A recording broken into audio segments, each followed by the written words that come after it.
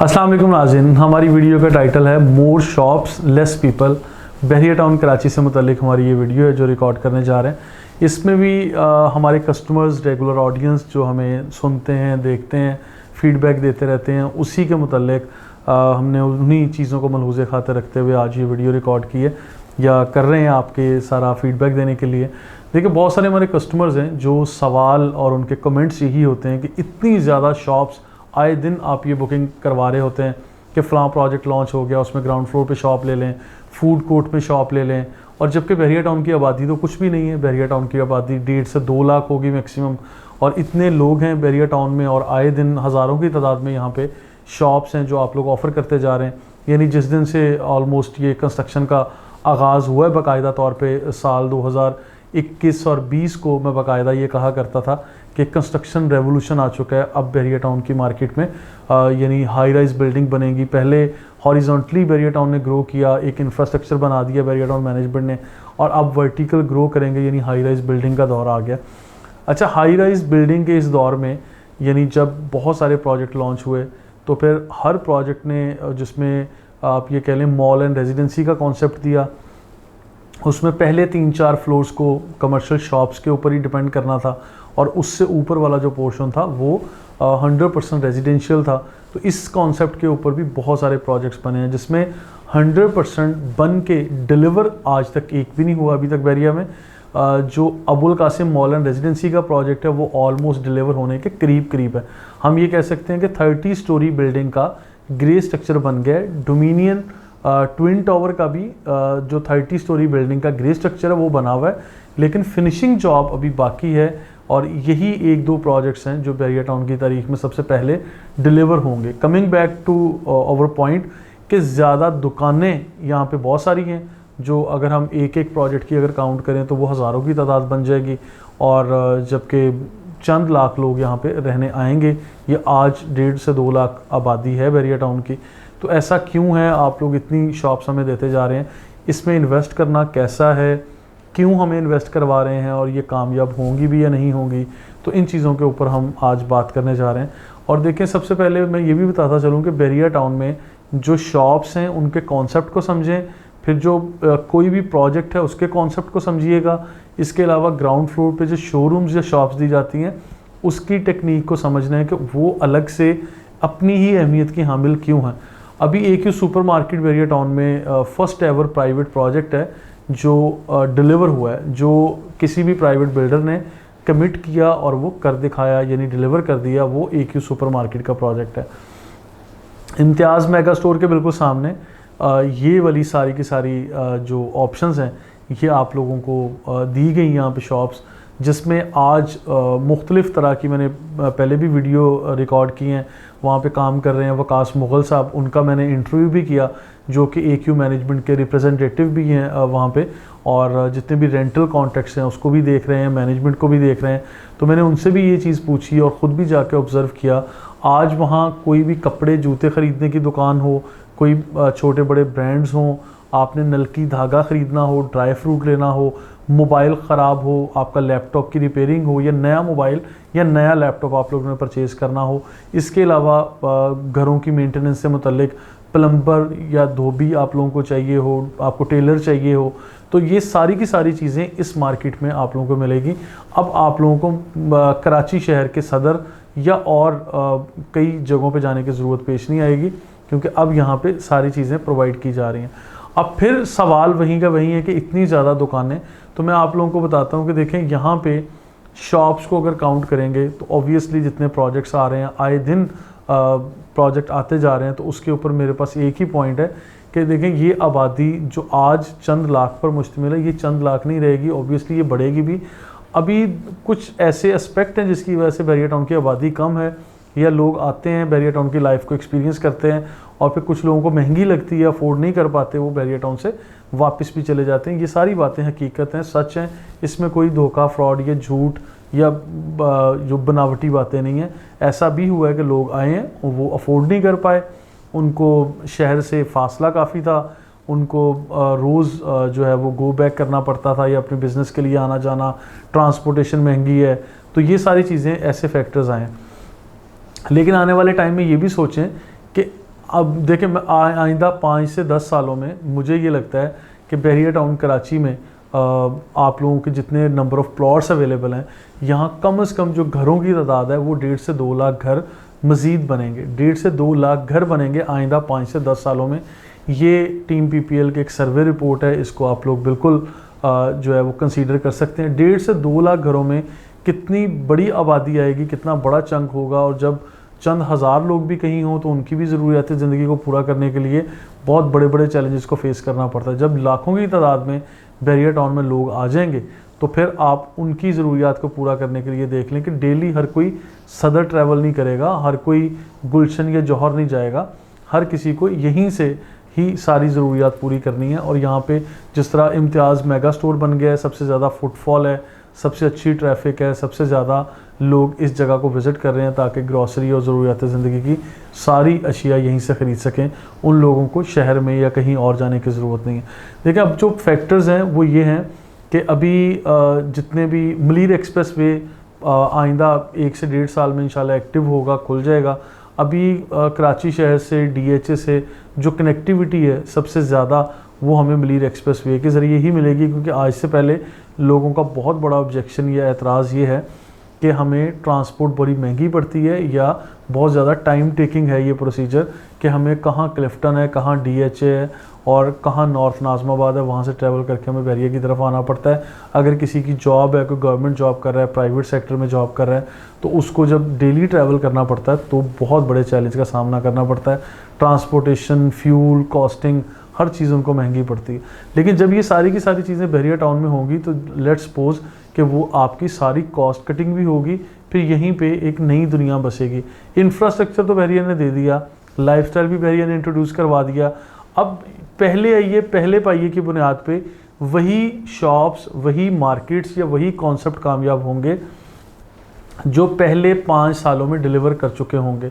जिस तरह मैंने कहा कि आज पिछले 5 सालों में जितने भी प्रोजेक्ट लॉन्च हुए थे उनमें डिलीवर किसने किया है, सिर्फ नाम उसका आप लोग लेके मुझे बताएंगे। तो मैं आप लोगों को ऑन कैमरा ये चीज़ बता रहा हूँ बिल्कुल कि Abul Qasim estate and builders ने चीज़ें डिलीवर की। मेन जिना एवेन्यू के ऊपर बनने वाली ये ऑफिस की बिल्डिंग्स हों या AQ मॉल एंड रेजिडेंसी का प्रोजेक्ट हो जो 30 स्टोरी बिल्डिंग फर्स्ट एवर इंशाल्लाह आप लोगों को डिलीवर हो जाएगी, उसकी फिनिशिंग पे भी काम हो रहा है, या AQ सुपर मार्केट का कॉन्सेप्ट हो। AQ सुपर मार्केट बहुत लंबा चौड़ा प्रोजेक्ट नहीं है, इसमें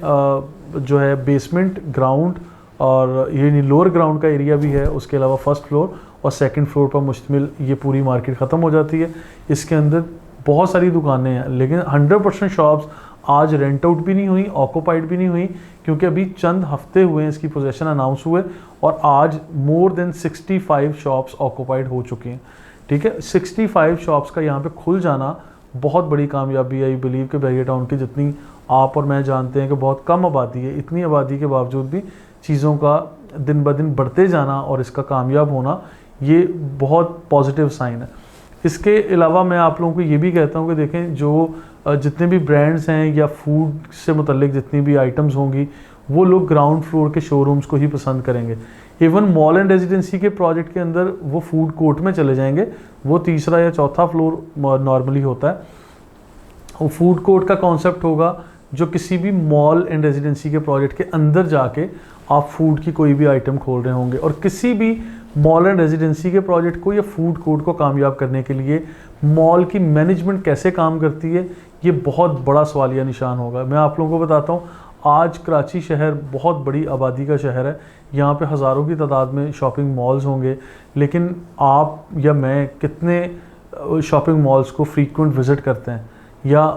कितने शॉपिंग मॉल्स का नाम आप लोगों को याद है। ठीक है, आप लोग ATM मॉल गए होंगे, आप लकी वन गए होंगे, डॉल्मेन मॉल गए होंगे या और इस तरह के 10 मॉल्स में गए होंगे, लेकिन आपको कई 100 शॉपिंग मॉल्स का नाम याद नहीं होगा या आपने शायद कभी एक ही दफ़ा विज़िट किया होगा। तो इसी तरह यही प्रैक्टिस बहरिया टाउन में भी होगी। बहरिया टाउन में भी ये बनने वाले जितने भी मॉल एंड रेजिडेंसी के प्रोजेक्ट हैं, तो नाज़िम मैं एडवाइज़ ये करता हूँ कि आप इन प्रोजेक्ट को आज देखें, उनका बैकग्राउंड देखें, ये कौन लोग कितने अरसे में डिलीवर करेंगे। और फिर डिलीवर होना एक अलग बात है, एक बिल्डिंग डब्बा नुमा बना देना एक अलग बात है, लेकिन वहाँ पे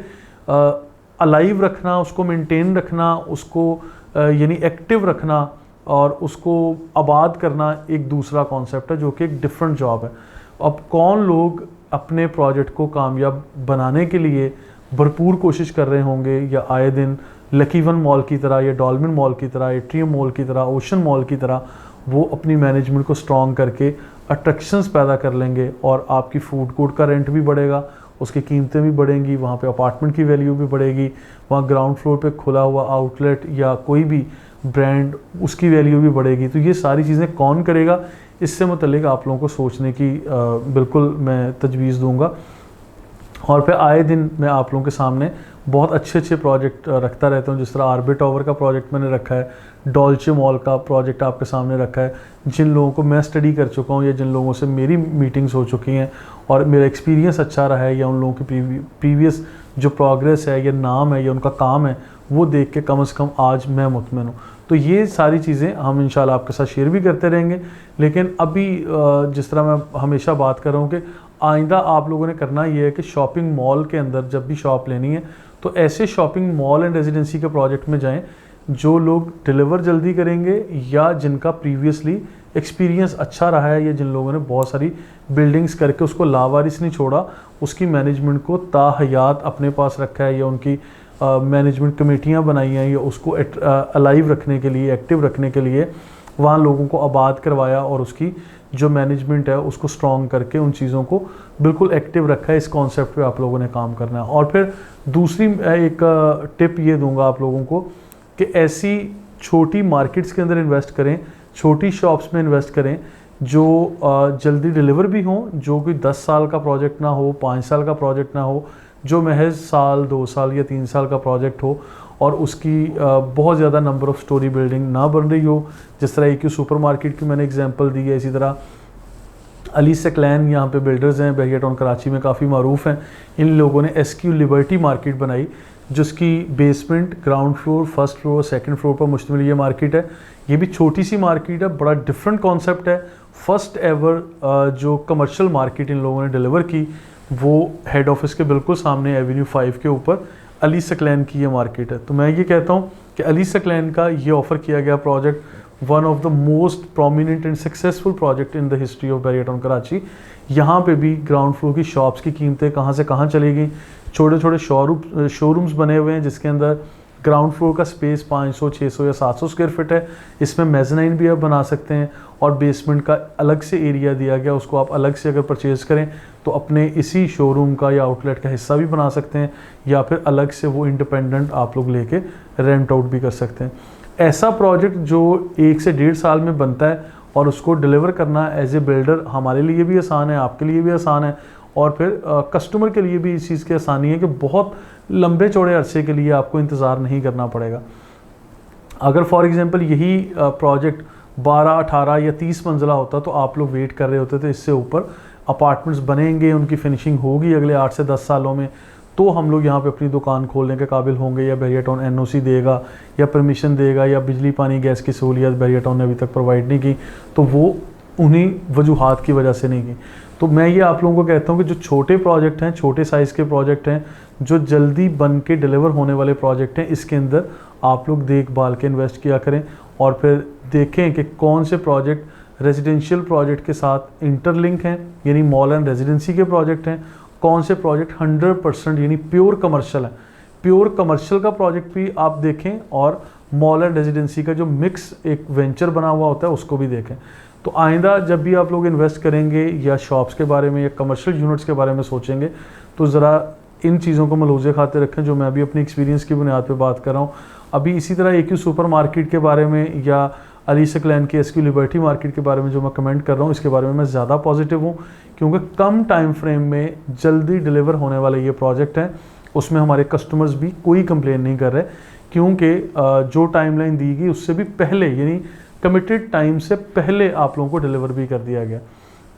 और शॉप को रेंट आउट करने में, रीसेल करने में, वहाँ पे ख़ुद का कोई कारोबार शुरू करने में कोई दिक्कत नहीं है। अगर इसके ऊपर कोई 30 मंजिला बिल्डिंग बन रही होती, अपार्टमेंट आज तक फिनिशिंग में ना आते और रेजिडेंशियल की NOCs ना मिलती, तो फिर आप लोग अभी तक यहाँ पे अपना कारोबार शुरू नहीं कर सकते थे, और ये पोजेसन भी आप लोगों को इतनी जल्दी नहीं मिलना था, जिसकी बेहतरीन एग्जांपल आपके सामने डोमिनियन ट्विन टावर की है। 30 स्टोरी बिल्डिंग बनी खड़ी है, लेकिन नीचे मॉल शुरू नहीं कर सकते आप लोग। बैरिया टाउन ने अभी तक परमिशन ही नहीं दी, और उसको शुरू हुए भी मेरा ख्याल है कुछ 6-8 साल का अरसा तो हो ही गया होगा। तो इन चीज़ों को आप लोग भी देखिए, और मैं भी देख रहा हूँ। बाकी जो आप लोगों का कॉन्सेप्ट था कि बहुत ज़्यादा दुकानें और आबादी कम है, तो आबादी इंशाल्लाह with the passage of time बढ़ती चली जाएगी। मलीर एक्सप्रेस वे बन रहा है, और वैसे भी कराची शहर की आबादी जिस तरफ बढ़नी है वो M9 यानी ये सुपर हाईवे ही है। क्योंकि मैं हमेशा बात करता हूँ कि आइंदा चंद सालों में कराची और हैदराबाद इसी तरह जुड़वां शहर बनने वाले हैं, जिस तरह रावलपिंडी और इस्लामाबाद हैं, जिस तरह लाहौर और गुजरांवाला बन चुका है। आप लोग इन चीज़ों को बिल्कुल देखिएगा, क्योंकि नूरियाबाद तक तो हाउसिंग प्रोजेक्ट को मैं खुद स्टडी कर चुका हूँ। बाकी अगर हैदराबाद से कराची तक आप लोग ट्रैवल कर रहे हैं तो सुपर हाईवे पे आपके राइट और लेफ़्ट पे या तो सरकारी ज़मीनें या फिर प्राइवेट बिल्डर्स या लोग परचेज़ करके अपने कहीं ना कहीं बोर्ड्स लगा चुके हैं कि यहाँ साइमा बिल्डर आ रहा है, यहाँ पे अलकाइम सिटी है, यहाँ पे 7 वंडर्स आ रहा है, यहाँ GFS आ रहा है, यहाँ फ़लाँ है, यहाँ फ़लाँ है। तो वो पूरे का पूरा भरा पड़ा है हैदराबाद की तरफ भी और इधर कराची शहर से नूरियाबाद तक भी। यानी ये शहर आइंदा चंद सालों में जुड़वां शहर बनने वाले हैं। तो लिहाजा इन चीज़ों से आप बेफिक्र हो जाएं कि मेन सुपर हाईवे के ऊपर कोई बहुत बड़ी जो सोसाइटीज़ हैं वो बैरिया टाउन से कोई आगे निकल जाएंगे, क्योंकि बैरिया टाउन ने जो करना था वो कर दिया, डिलीवर कर दिया। बैरिया टाउन की टक्कर की इसके मुकाबले की कोई भी सोसाइटी मुझे आज तक सुपर हाईवे के ऊपर नज़र नहीं आई। तो मैं ये चीज़ बड़ी क्लियर कर रहा हूँ, मेरा मौक़िफ़ बिल्कुल क्लियर है इस चीज़ के बारे में, क्योंकि यहाँ बैरिया टाउन में एक लाइफ नज़र आती है जो कि 10 साल के मुख्तर टाइम में आप लोगों को दी गई है,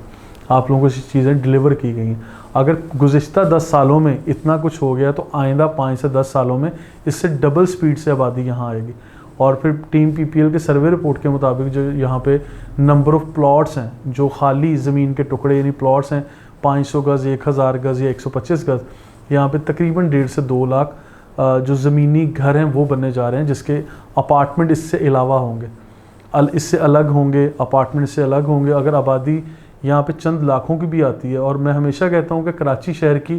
टोटल पॉपुलेशन का 1% हमें चाहिए बैरिया टाउन कराची के अंदर, हमें को 50% नहीं चाहिए, हमें 1% चाहिए इस कराची बैरिया टाउन को फिलअप करने के लिए। और यहाँ पे जितनी भी एक्टिविटीज़ हो रही हैं, जितने भी कमर्शियल एक्टिविटीज़ होंगी, वो सिर्फ यहाँ के रिहायशी उससे एंटरटेन नहीं होंगे, उससे सारा कराची शहर भी मुफीद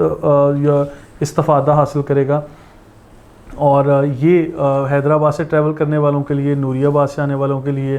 फिर हमारे ओवरसीज़ पाकिस्तानी जो आपको पता है कि बैरिया टाउन कराची जैसी जगह पर रिहाइश करने के लिए विशफुल हैं, उन लोगों के लिए भी, फॉर ऑल ओवर पाकिस्तान जितने भी हमारे यहाँ के दोस्त भी हैं वो भी कराची, क्योंकि इन्वेस्टमेंट हब है, फाइनेंशियल हब है, यहाँ पे हर किसी के कारोबार का कोई ना कोई चेन होती है। तो जो बिज़नेस कम्युनिटी है वो लोग भी बैरिया टाउन में इंटरेस्ट रखते हैं और फिर यहाँ पे शॉपिंग के लिए इंशाल्लाह आया करेंगे और सारी चीज़ें पॉजिटिव होंगी। गुड लक वो लोग जो यहाँ पे इन्वेस्ट कर चुके हैं या मज़ीद करने के लिए प्लानिंग कर रहे हैं, वो इन टेक्निकल चीज़ों के ऊपर सोच के और सोच विचार करने के बाद अगर इन्वेस्ट करेंगे तो मेरा ख्याल है ये ज़्यादा अच्छा रहेगा। और ग्राउंड फ्लोर की शॉप्स और शोरूम्स हों, आउटलेट्स हों, या अलग से जो यूनिट्स बने हुए हैं ग्राउंड फ्लोर के ऊपर, इसकी मैं अलग से वीडियो रिकॉर्ड करता रहता हूँ, मज़ीद भी इंशाल्लाह करूँगा। You can follow us on social media. Thank you so much.